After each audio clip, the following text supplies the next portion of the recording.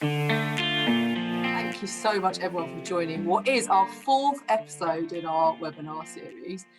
I've got to do the presenting and the housekeeping and everything today. So just before we start, in terms of housekeeping, we will be recording this. For everyone that's watching, we will follow up with a link to the video and some notes around what we discussed in this session today.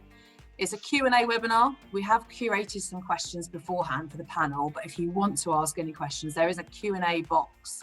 If you write that in there, then we'll make sure we answer them throughout the course of the webinar. Also, there's a chat box.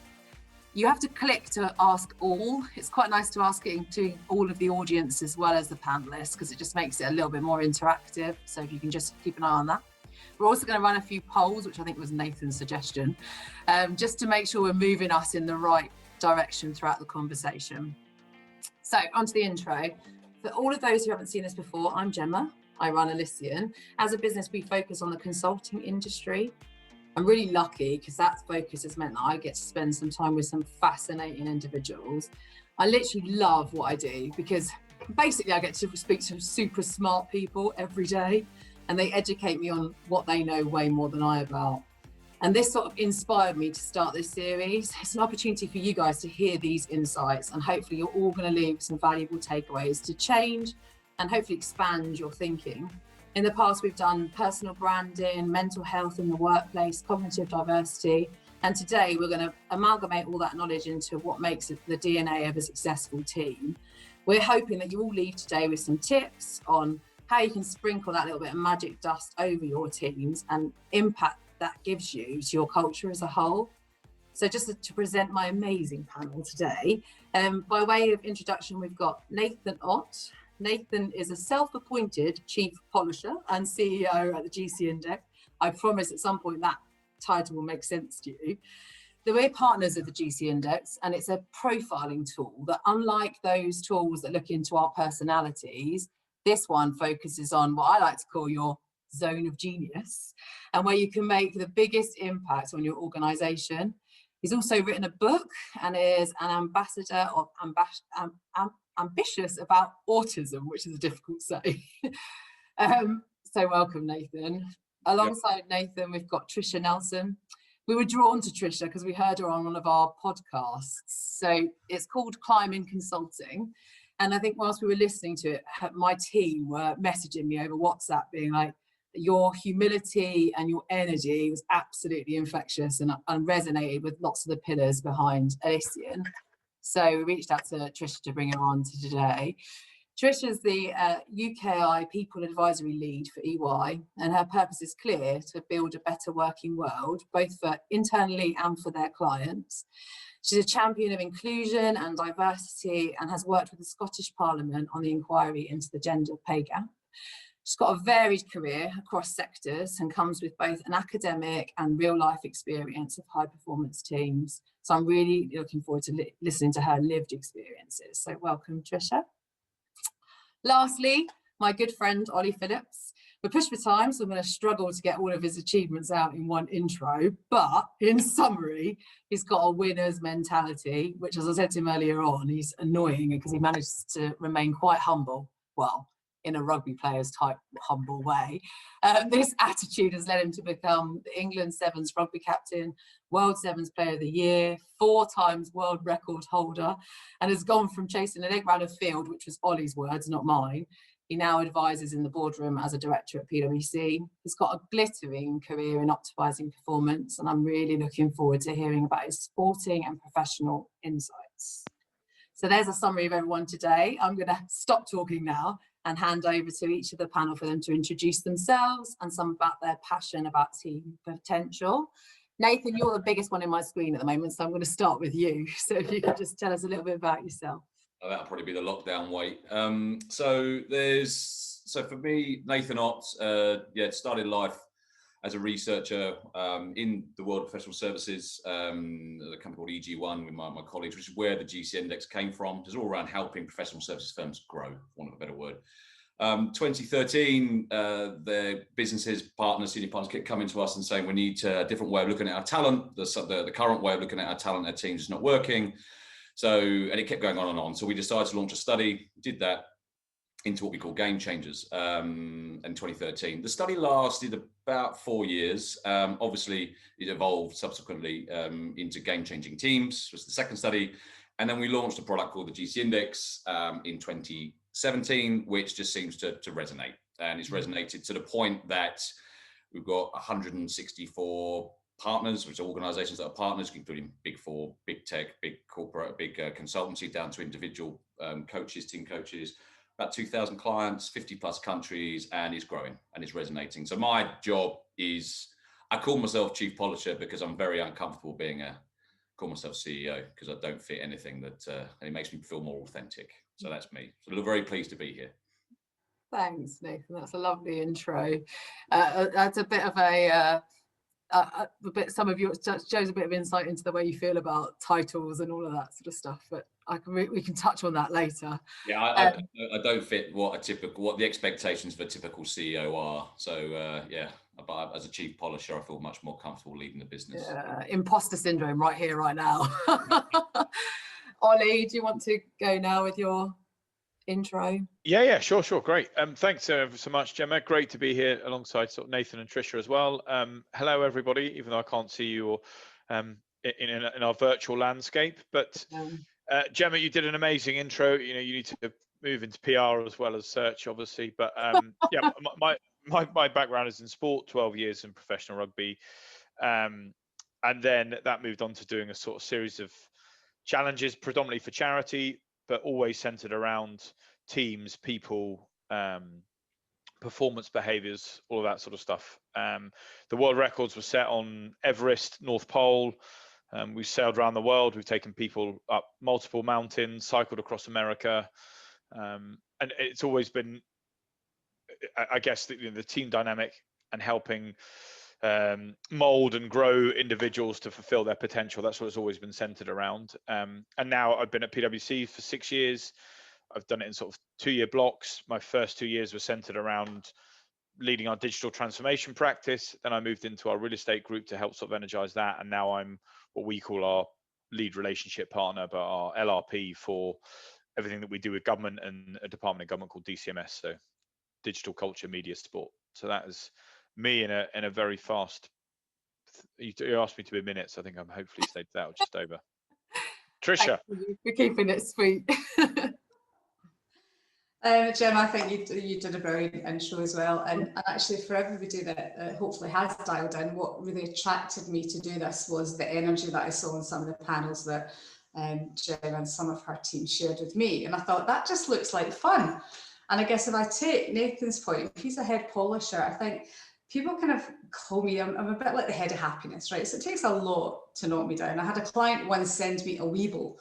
For those of you who remember Weebles, the Weebles wobble, but they don't fall down. So that's, I guess, how I would probably introduce myself. And you're right, Gemma, that varied career, 10 years in professional services, but many years before that, 20 odd, working in a number of different industries. So you come across that team dynamic, good, bad and ugly, in so many different forms. And yeah, that's what really I'm looking forward to chatting about today. I have never ever heard anyone introduce themselves as a weeble before. They're head of happiness. I love it. Yeah. Actually, the proper introduction. The proper introduction, you're right, is I lead a team at EY called People Advisory Services, and we do. And I do think we're the only ones to do this, and I would say that, but we created something quite special years ago before we really think anyone else thought about putting humans at the centre of any transformation. And really that's what our brand is all about. It's what attracted me to EY 10 years ago. It's what means that I will be there. And I often joke that I'll go out in a yellow box with a salter slapped on the end. But that deep philosophy of building a high performing team is what we do for ourselves. Yeah. And then we do it for clients. But that People Advisory Services team does everything end to end on the human factor of anything that a client wants to achieve. Yeah. So it's pretty wide, but I'm loving it. Well, I'm loving watching it as well. You're very energetic over everything you do. It's just inspiring. We obviously all had a little debrief, didn't we, beforehand to sort of check that everything worked.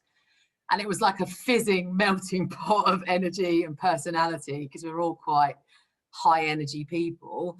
And I think one of the things that I'd be really keen that we all discuss now is the lived experiences of high performing teams. Like, you've all had this great life experience, and we can talk about theories and theoretical methodologies all day long, but I think what people would love to hear from today is the experience that you've seen of high performance teams, either in your own environment, sporting careers, or in client side, and then what you feel that magic dust is. So I don't know if Tricia, you want to go first on that. Yeah, gosh, yeah. I mean, it's a really big topic, isn't it? And it's so human-centered, because I think it's actually a really hard thing. You often don't realise you're in a high-performing team until you're in one that's not, or you're comparing it to others. And also teams come in so many different guises. And I think, I hadn't really thought about this until recently, but you've got your home team, you've got your sports team, you've got the people you live and work with every day, you've got your work team. We tend to think about it much more about work-based psychology around teams, and that is, that's absolutely okay.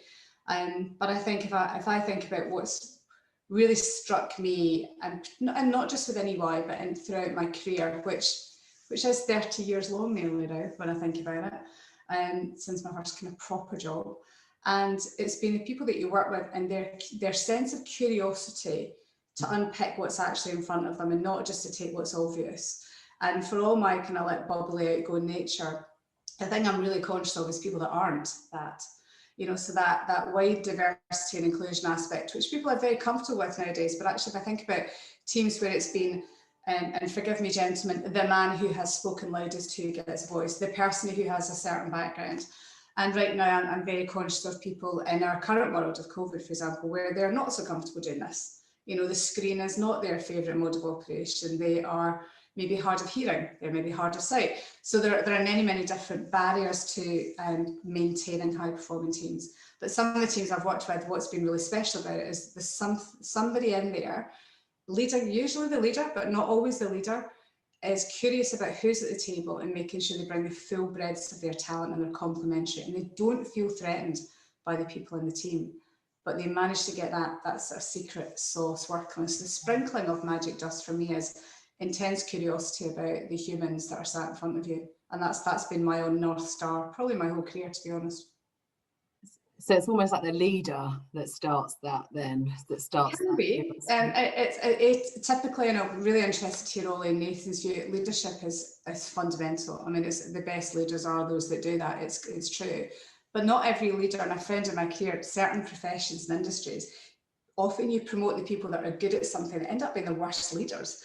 They may be technically brilliant at something. Sales is a classic for that. When I worked in one industry, just because you sell more doesn't make you the best sales manager. Just because you sell more doesn't make you the best sales director.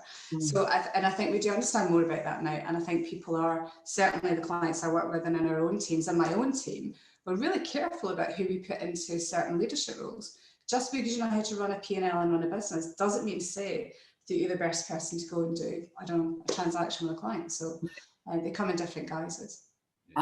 Absolutely. Nathan, are you're poised, ready to speak? He's nodding a lot. I've always got something to say.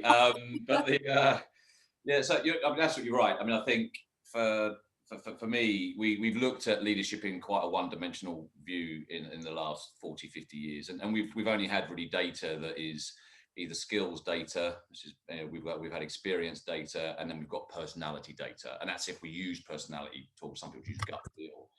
And I think we take a slightly extended view of that, and we look at sort of the impact that an individual will have on a team, a role, or an organisation. That ties in with the leader. So to see where things have been, just because someone's got the right skills, and the right technical capability doesn't mean they have the right impact to take the team forward. So you asked me for some sort of examples. Well, I like grassroots sport. I do a lot with grassroots sport, particularly football. I'm not clever enough to understand cricket or rugby. I like football. It's easy, right? You put the ball in the goal, you stop the other team putting the ball in the goal. And if you look at a lot of those coaches, look at teams with those, a lot of it's quite individualistic still. And their own, and if you want to say we're going to win, right? Let's have a winning culture of the team. We're going to show the win. And a lot of the communication is all about the only metric for winning is scoring a goal, right? Basically. So you've got kids running around, trying to score goals, feeling crap if they don't score goals, right? Okay, and everyone thinks they're great, they've done a few tricks and scored some goals.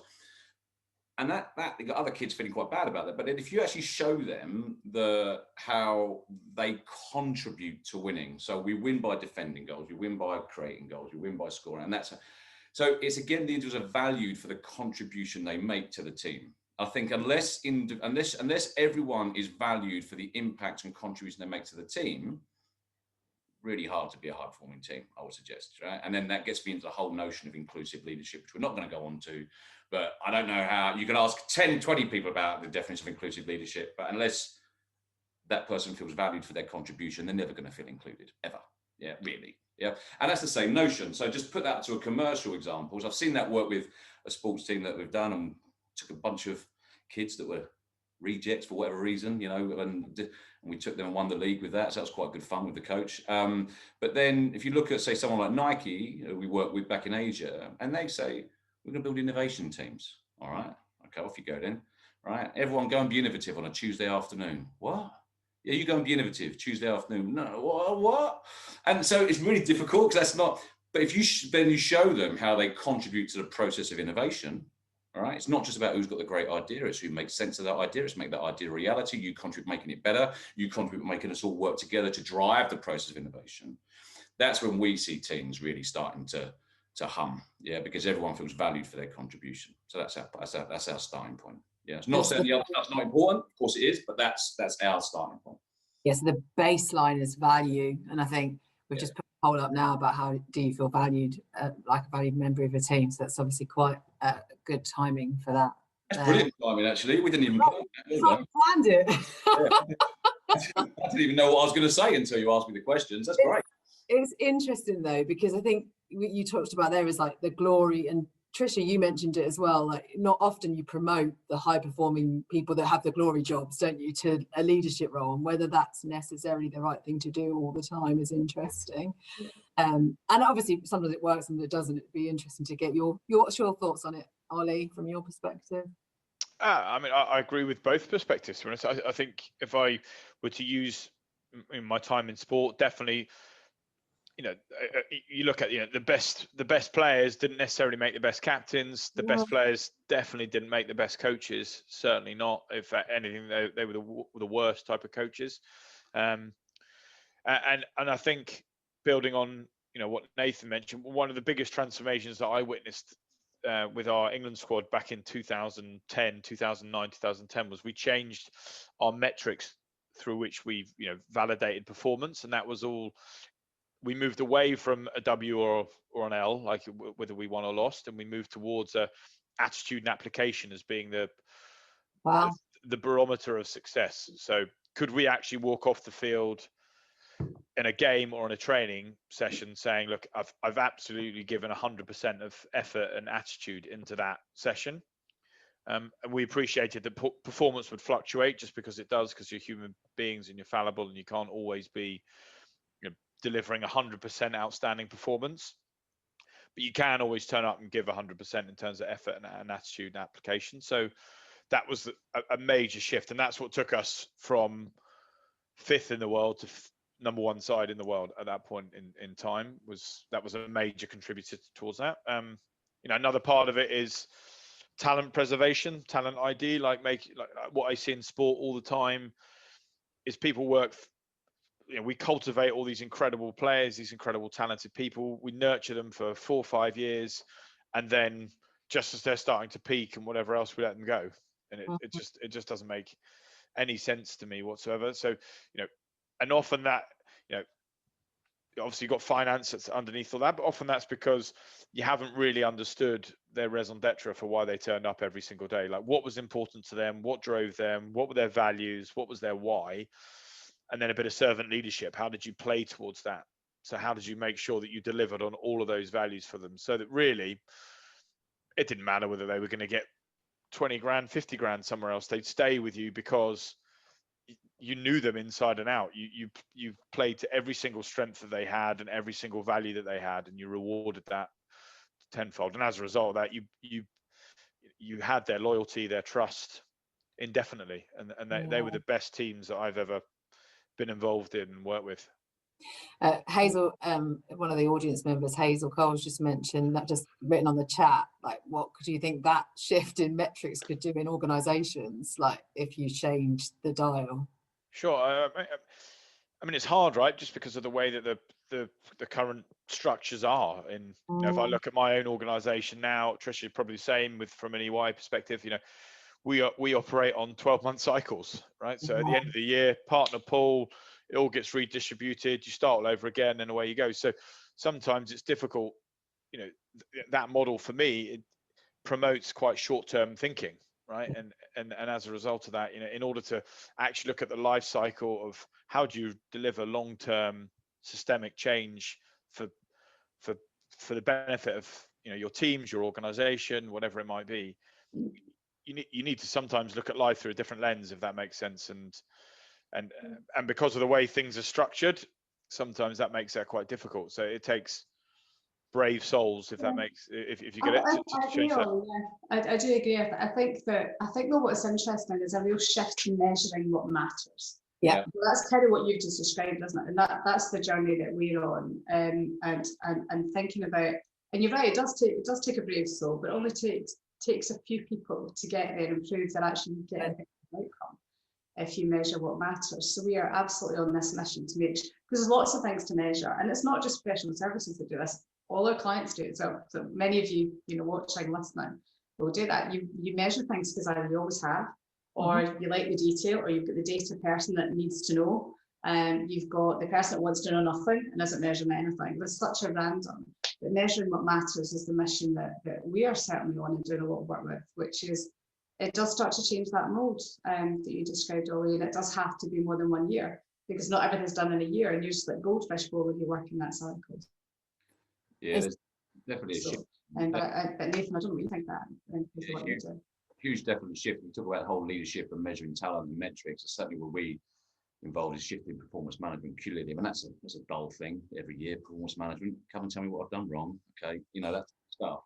Now, but if you look at our, you know, one-dimensional view of leadership historically, and we have this whole thing called high potential. Well, no one ever completes the sentence. High potential to do what? Climb the partner, keep your nose clean.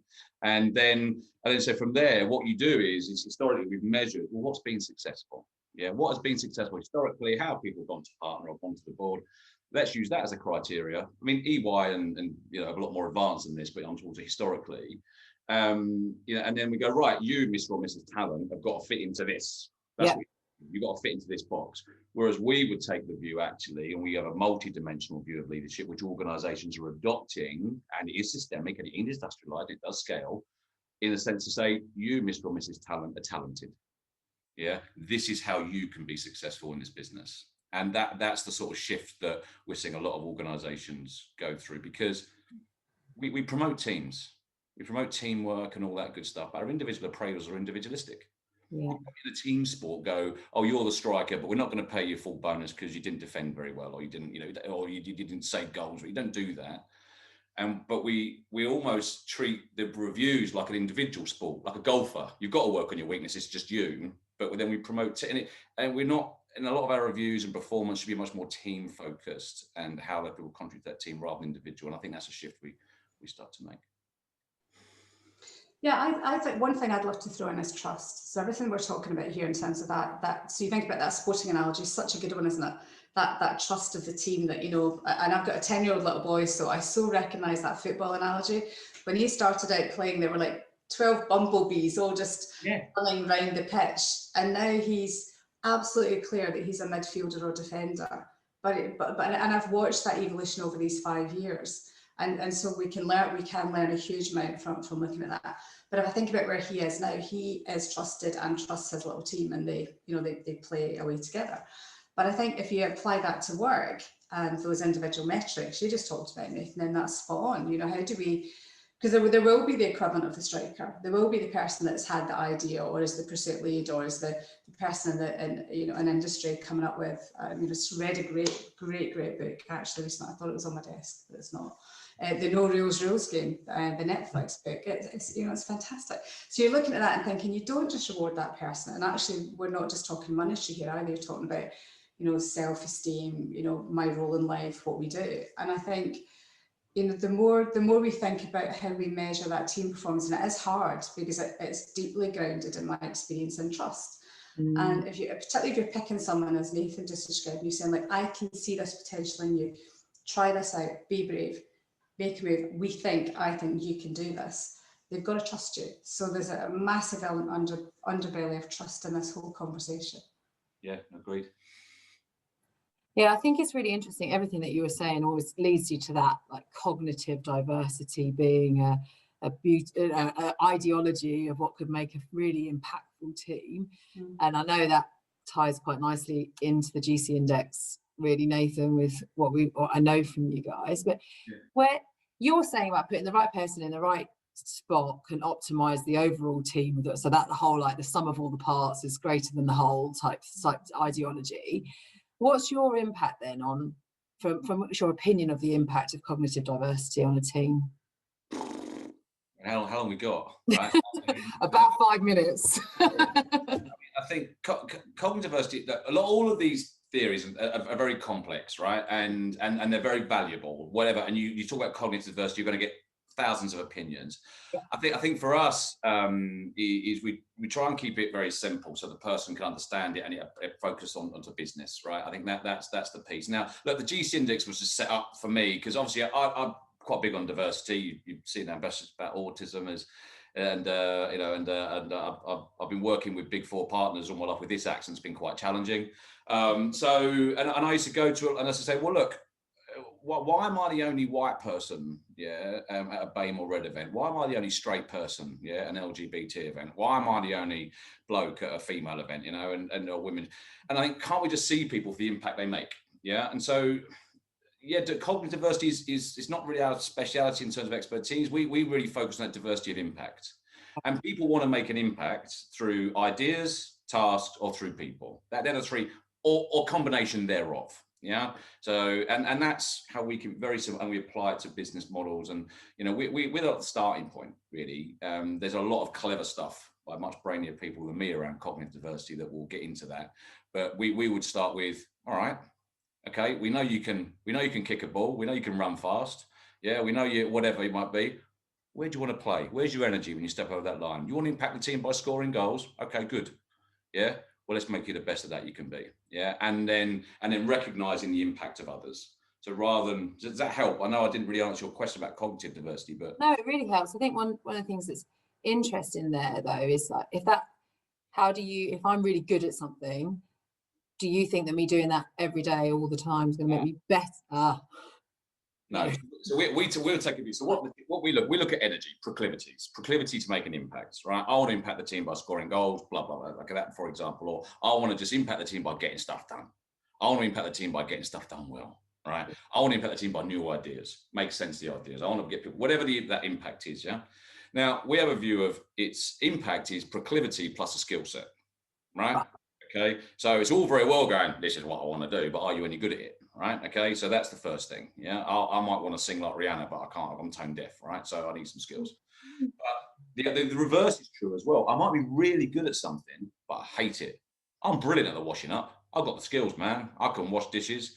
I hate it. Yeah. So we're looking at, are we putting people in roles that we think they're good at, but they're a bit like, the salesperson going to the leadership role. I hate it. I might be good, but I hate it. I want to get out and sell. So we look at proclivity plus a skill set. So energy to impact plus a skill set equals the impact. And then that's really where our starting point, where we say, what do you want to do? Where's your energy? Okay, the business needs it here. Let's make sure you've got the right skill set to do that. That's how we would take that view. Yeah. Yeah, that's interesting. Does anyone, either Ollie or you, Tricia, want to discuss cognitive diversity or your opinions around the impact of that?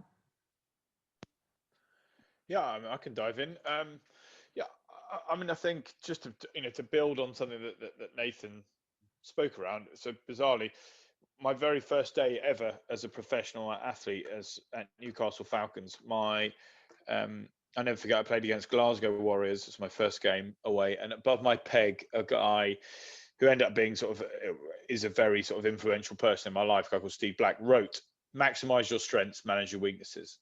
Right. Nice. And he put it on my peg, and I sort of, what you on about, Blackie? And he just said, look, you see it all the time in sport, that you come in with a superpower, right? You come in with your super strength. That's why we've signed you in the first place, because you do something with a ball in your hand that nobody else can do, or we think is standout. So that's why you're here. That's why you're in the ballpark. So why would you've only got 24 hours in your day. You need to sleep 8 of them. Why would you invest loads of time into the stuff that you're really rubbish at? Because all you're going to do is you're going to neglect the stuff you're really good at, and it'll just end up there.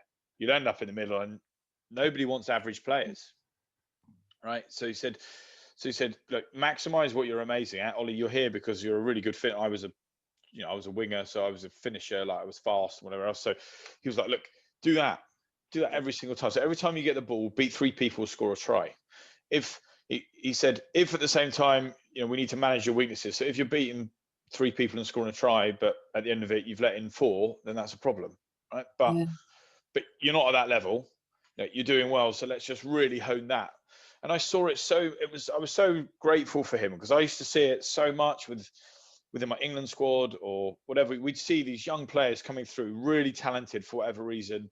And a common problem was, and you see it all the time in organizations as well, like you're here because you're really mobile and agile, but they talk to them and say, you need to spend, you're not heavy enough.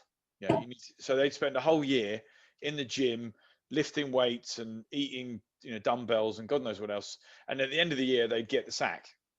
And they'd be like, why have I been sacked? And they turn around and say, oh, well, look, you're not mobile anymore. You don't get around the park anymore.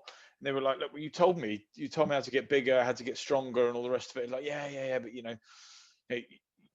don't get around the park anymore. So they just lose their gig. And that's for me where you can get, sometimes the science can overtake the rational sort of thought of talent, right? Of talent development, in terms of, okay, it would be great if you were 2 stone heavier, but I trade you being 2 stone lighter with the fact that every time you get the ball, you're going to beat 3 people, and we'll put ourselves in an advantageous position.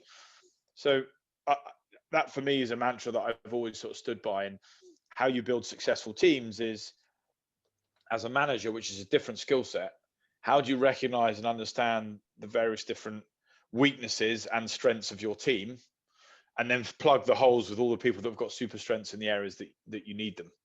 And as a result of that, as you said, the collective good of everybody far outweighs the individual brilliance. So I think that's been something I've always looked at. I've always tried to work at from a captaincy perspective, and also from a sort of management perspective, is, okay, where am I? What are my super strengths? What are my weaknesses? How do I go and find all the other people that have got all the super strengths to cover those up, if for want of a better description. So yeah, totally agree with that. Trisha, did you have some thoughts? Yeah, jump in quickly, because I know you want to probably move on, but I think I'm no expert in this field either. What I do know is that psychological safety you can create as a person in a team, as a team member, as the leader, senior, junior. Psychological safety is something that I don't think I recognised early in career, and certainly have many, many situations where I have not felt like that. So I think we're all sitting here now as, I guess, reasonably experienced and fairly accomplished in what we've done, and my career certainly hasn't been linear, as you heard on the webcast. It's one of the reasons why I did that. But one of the aspects that struck me is the times when I've been happiest and at my best and able to fail and not be penalised because you're trying something new. Particularly if you've got a bit of an entrepreneurial streak, which I always had when I was younger, but it fairly rapidly got beaten out of me through a couple of really difficult experiences, and actually gaining that back again was quite tough for a few years. And I think that psychological safety now is something, I was noticing a couple of questions on the chat, but that point about can you build trust while you're working remotely? I deeply believe you can. And the reason for that is if we pay the time and attention, those who have got the responsibility to do so, and who are building teams and leading teams, to be curious, to spot the strengths and not make them failings. As Ollie just said, I've learned over the years what I'm really good at, and I have stopped trying to apologise and compensate for the things that I am not good at. I'm just not, and it's not about not being good at them, it's just nobody's good at everything. So blending that together, and as a skill, I think it is a real skill, and it is about brave leadership and people saying, I can trust me, I can see how this fits together. The part I've realised I'm still not very good at is I can figure out where I want to go, my all fits together. I don't always slow down well enough to bring it with me, but because they kind of trust me, they're going, God, I've no idea where she's going, but I've kind of seen her do this before. So, you know, buckle in, we're in for the ride. But that's not everyone's bag either. That terrifies some people. So I've really learned to slow that down and to take the time to really explain. And that's what builds that trust. And I think final point on COVID, I think because we've never spent so much time talking to each other or looking into each other's living rooms or kitchens, there's a degree of that. I've seen it a lot on social media, and not to underplay the importance of it at all. The humanity that has come to the fore is incredible, and I never want us to lose that. You know, there are parts of this that I just never want us to lose, because organisations are humming in a different way. It's challenging. Nobody's got all the answers. But if I think about what clients are doing and what we're doing and what you're all doing, you know, there are parts we don't want to throw out, but it is hard. It is harder. So you have to have even stronger insight into your people, what they are good at, but what do they want to do? You know, we've talked a lot about us identifying, but that reverse conversation and understanding what does motivate people, because I've been very guilty at times of being not critical of people who aren't ambitious, and ambition is different for everyone else, but partly because maybe I wasn't that A-class graduate and I thought, God, if I had that first-class degree in maths, I'd be killing it right now. But actually that person with a first-class degree in physics might not want to do what I want to do. So I think we've got to reverse that and really listen to people. And that's what I think COVID has forced many people to do, or we're going to lose our workforces. That's the reality if we don't continue to do that. I think absolutely. A lot of the questions that have come up have been all around how you foster this. What we're talking about is creating an environment of trust, and the pillars of that underbelly of we're all part of a family, really, which I think every book that I read seems to be, if you can create that belonging culture in your team. And a lot of the questions that have come up in the chat have been around how to do that in a COVID environment, like you touched on there, Tricia. You've talked a lot about you think it's possible, and it's all about getting under the skin of the people that work for you, but how do you do that? Is it about telephone calls? How do you do it to reach out to your team to make it practically more together and belong, in a sense of belonging? Anyone want to jump in there? Oh, was that? Sorry, I thought you were asking Tricia on that. Sorry, I didn't realize. Well, yeah. Tricia leads a lot more people than I do, so I'll add to her experience. Let me touch on that. I'd love to hear from everyone else, because as you know, I could run the whole webcast. I'm quite happy with that all day. I think we all can. I think that's the problem. We're just really just holding ourselves back before we talk. I think, but sense of belonging is, I don't know whether you just teed me up for this, but that's our entire vision and mantra at EY. But that is, and we're really, really proud of that.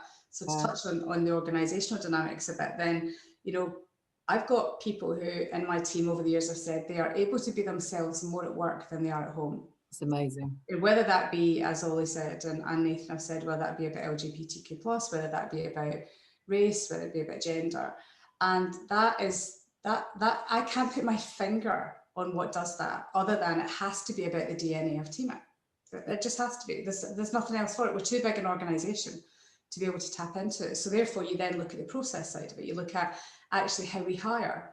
So we're very, very focused on our recruiters have to be on the money. I bet like you know this, Gemma. You know, our recruiters have to know what is that thing that we're looking for, and it's not always what people. I've noticed a great question from Cooley on the line. You know, what is that cultural shift we need to take that gets away from expectation and entitlement of moving through grades and getting promoted just because I've been here? It's time served. That's really, really tough. It's a very organisational challenge that many have right now, because you then end up with the kind of whole dead men's shoes mentality, and so it's a great, we should come back to that.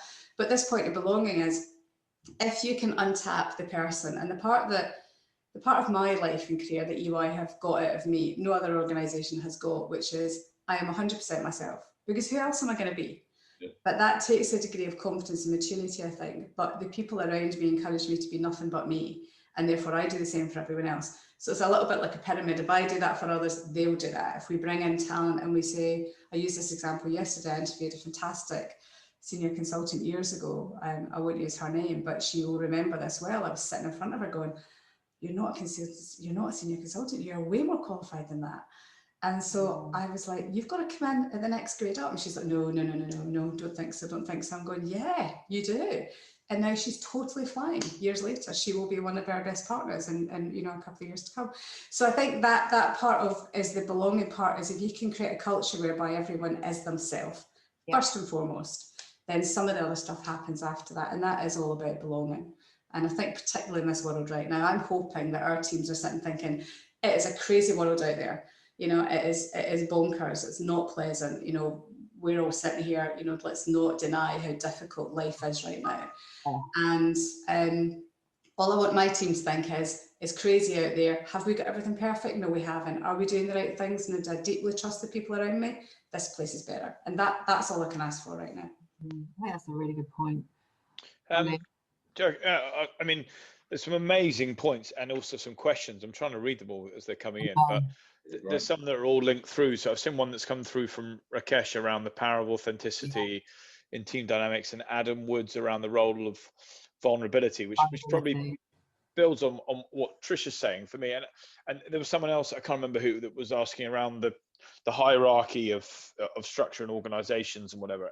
And there's so many different answers to this question, but what I would say around this is the structure of how we currently operate is that you basically progress through most of your organizations or your teams based on your performance, right? If you are the star salesperson, because it was an easy one that Trisha mentioned earlier on, you'll probably progress pretty quickly towards the upper echelons of the hierarchy, and then senior leadership and whatever else. And to Trisha's point, that doesn't actually mean that you're the right person to do that role. It just means you're really good at selling, right, in that position. So then what happens is that you've been so used to being the authority and the preeminent person on that position. When you get into a position of leadership, you feel like you are meant to know the answers to every single question. And as a result of that, your own personal psyche is geared around, well, I can't admit that I don't know the answers to this question, because actually this is outside the remit of sales now. This is whatever it is, HR or technology or whatever, and I don't know anything about that, right? So for me, and I think more broadly during COVID, you're seeing this play out in spades, even a political atmosphere whereby those that are openly admit and show some vulnerability and show some authenticity around, look, I don't have all the answers. This is a bloody pandemic. I've got no clue about what we're doing, right? Like, that resonates with people, right? They appreciate the honesty and trust. Okay, they don't want you to continually say, I've got no bloody clue what I'm doing, right? But when you start to, people spot immediately when you're fudging it, right? They can immediately see through the shite, for want of a better description, right? To say, look, actually this person hasn't got a bloody clue what they're talking about, and actually now what they're doing is not being authentic and they're lying to me.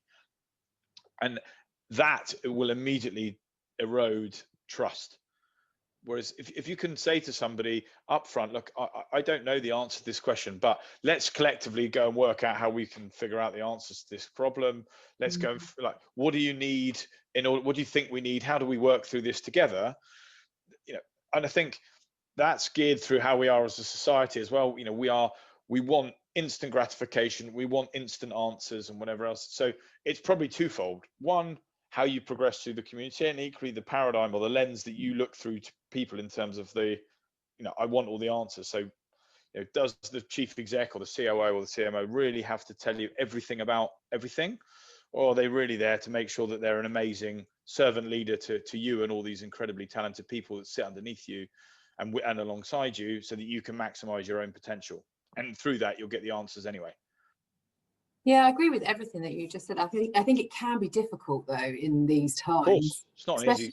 It's definitely not an easy challenge. I mean, it's if it was easy, everyone would have mastered it. We wouldn't be here talking about it right now. But obviously, it's a new challenge now to foster a culture of belonging, and the amount of tips that we'd have to do to touch on everybody, to call all of our team, to keep them engaged at all times, and then within that, I think the next question was all around encouraging risk taking and reducing that fear of failure. And Ollie, that was to you. How do you drive that?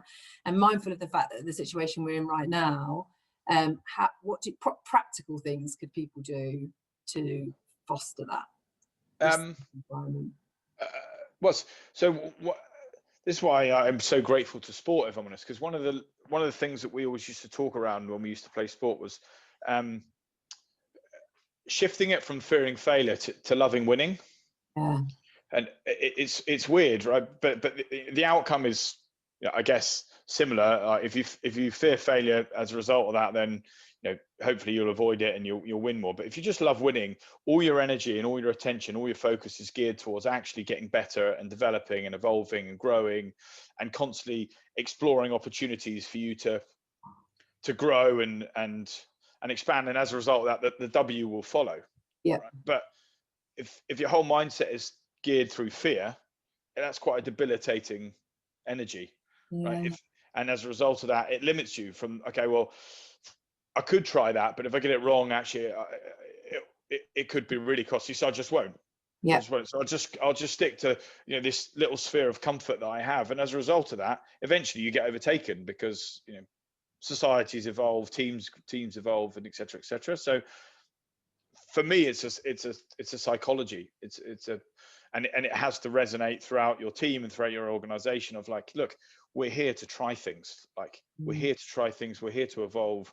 We're here to constantly challenge ourselves, to develop new ideas and to grow as individuals, to grow as an organization, to grow as a team. And I think if that's your mantra or your philosophy towards things, then I'm not saying you can just constantly keep cocking things up, and as a result of that, you know, life's fine because you're trying. that doesn't work. But you know, the way that you approach things has to be from that, if you like, just from a positive mindset, a positive beginning. Otherwise, you'll miss opportunities because you'll just be so worried about getting it wrong. Yeah, I don't know if that helps. I resonate completely with that sentiment. But does anyone else on the panel want to talk about that encouraging risk taking in your team? Yeah, I mean that's embedded particularly in obviously the model. I think that you talk about the remote working, and I think that's where the last 18 months, or certainly the last 12 months, we've seen huge growth, because it's very difficult. I mean, we're just a bit of data. Effectively, we're a bit of data that shows how people best contribute. True. That's it, right? So we call it an organometric, and you get onto that notion of trust. It's, well, you know, trust is quite difficult when you're further away. Yeah. So and we trust people based on, we trust people based on the fact that they're what they do, not what they intend. Okay, so that's the first thing. The second thing is we stop to trust people when we feel let down. So they don't deliver on our expectations of them. Yeah, so that's really difficult in a distributed working environment. Yeah, because you haven't got that time to do that. So again, it's how do we get a language that focuses on business impact, so people understand the contribution they make, the impact they make wherever they are, and they know what to expect of others in that process. So that's kind of our approach to, helping consultants or employees. I mean, one good quick example would be, I can't mention they are, but you all know they are. They've got two big priorities at the moment, the leadership team. One is they've got quite a big global supply chain rollout of something quite important to the pandemic, and they've just purchased a $32 billion business, right? So they're quite busy, yeah. And from that, they said, look, we can't manage our workload, and it might be the same for you guys. We cannot manage our workload. It's going to be relentless for whatever reason. We can manage the energy of our people, firstly, through this framework. We can actually manage the energy of our workforce. And then that gets you into the whole, well, where are people safe to fail and fail safe? Yeah, and then that then is, you can start compartmentalizing parts of the business and business area where it is actually fail safe. Yeah. And this part is safe to fail, and this is how you contribute to each of those. Yeah, if it's get the drug out, a vaccine out, quite fail safe. Yeah, okay. But if we're trying new business models and new ways of doing things, new ideas, then that's safe to fail. And it's how do we balance that together through business as usual, because you see it a lot, right? You see these risk-taking groups. I'm sure Ernst & Young have got on PwC. We've got these little hubs, these innovation hubs and labs, and BCG have got one on the beach. And it's then, let's be creative and wear beanbags and let's make, fail fast and all that sort of stuff. And then you see like the traditional business rock up in their shirt and ties. Well, maybe not ties these days, but shirt. And it doesn't come together, because one's fail safe, one's safe to fail. The idea is, how do you get both together is the key. And that's that makes sense. Yeah, it's an interesting point. I don't know if Tricia, you had any thoughts on that? Oh my God, I failed so much. Me too. I love the Jerry Maguire film. I don't know if anybody remembers the quote in that, but he says, I can't remember what the old chap says. He's like Tom Cruise is speaking to it, but you got to fail more than you succeed. And again, it's the definition of success. But I think that those kind of tricky years I talked about, which in the podcast I did, were all about failing actually, but not having the trust and team around you in the organisation that could kind of pick you up and move you on. I've seen massive strides in that, and we talk about failing forward, So failing forward psychologically, again, it's that intentional language. You know, somebody has to fail, you know, all the time, every day, whether it be sport, rehearsals for dances or football, wherever it may be. And business is no different. And you're right, Nathan, I see less of that now, the kind of pop-up innovation hub, because it plays to a certain type. It largely plays to an extrovert, creative, colourful character. And actually that's not often who your best ideas come from. No. It is the person who's sitting there really reflective. And I love this part because I'm quite creative and I think when I speak and I draw and I use my hands, so I have to sit on my hands. I'm always watching for the quiet soul who's just sitting, taking it all in. And I'm thinking, I'd love to know what they're thinking. They're plotting something good. Yeah, they're thinking something. They're thinking she's talking a lot of mince, but actually they're moving it on. And actually both together is what works. You know, because one stimulates the other. We just process in different ways. But the failure part, I mean, it's really great comments on the chat. I mean, that point about how do you get around the fact that some contributions are seen as far sexier than others. That is so true. You know, that is. I haven't got my glasses on because I'm a bit vain today. Hazel, I think. I've got a lot of people do the same. That is so true. Yeah. It's so true because but that plays to the stereotypes. Taking risks is a skill and a characteristic that we celebrate, and we need to do more of that. You know, look at people that leave their jobs and set up new businesses, or were made redundant or furloughed initially during COVID, and we do a lot of work with the entrepreneurial side of business in general, startups and scale ups, and you know they fail. I've done that myself. They fail. A lot of them fail, but how do you pick that back up and keep going? Because you're learning from every failure. But I've been astonished by the number of new businesses, really small businesses set up during COVID, and the positivity that you see on that, whether it be Instagram, Facebook, LinkedIn, less so LinkedIn, but certainly Instagram, Facebook, you're just seeing that in the news. And I think that's to be massively celebrated, you know, and long may that continue after it. But yeah, lots of risk taking out there. I think for the audience, just quick, we talk about this, you know, safe to fail culture. You've got to be Google or new tech or whatever, you know. When if you look at Facebook, it was originally 30 years ago, fail fast and break things, and now it's fail fast with safe infrastructure. I mean, they have to take on that journey, right? So there's a really good case study because everyone thinks it's the new technology, but you know, 3M, those sort of ones that make like Postit notes and such like, great case study. Their whole business, 100-year business, was built on failure. You know, Postit notes were a failure. You know, they're all that sort of stuff. Actually, the mines they bought originally were failures. That's why they made sense. There's a really nice case study if you can find it about how it might help your team about driving, you know, a failure culture. It's failure and then being able to pivot, though, isn't it? On that failure, like being able to reinvent yourself is what you're saying there. Like, I think Gemma, the issues for me that I've seen have come from, I guess, the negative connotations that come with that word. Whereas in reality, what it really is just experience. Yeah, nice. It's your ability to sort of actually have. I can't remember the quote exactly, but you know, I had 1,000 tries at sort of figuring it out, and then finally this 1,001 was the right one, right?